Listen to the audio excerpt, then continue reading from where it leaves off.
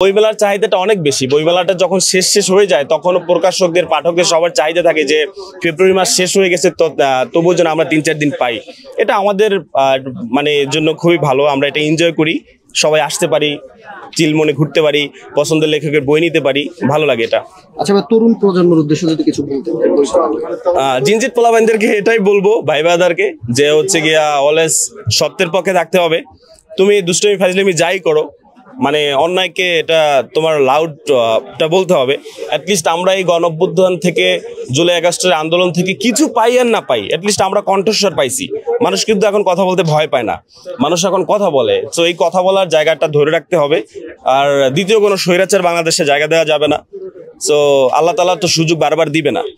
So আমরা তো কেউ ভাবি নাই যে সে দেশ ছেড়ে পালায় যাবে, এটা তো ভাবি নাই আমরা। সো এটা আল্লাহ তাআলার রহমত ছিল, আমাদের সবার প্রচেষ্টা ছিল, আপনাদের সাংবাদিকদের, কবি সাহিত্যিক, শিল্প, রিস্কাওয়ালা বলেন, রিস্কাওয়ালা বলে ছোট করতেছি না, মানে পেশাটাকে বললাম, তারাও কিন্তু ঢাকা ভার্সিটির মেট্রো রেলের পিছনে এক হাত থেকে পেট্রোল ধরছে, আর এক হাত থেকে স্লোগান দিছে।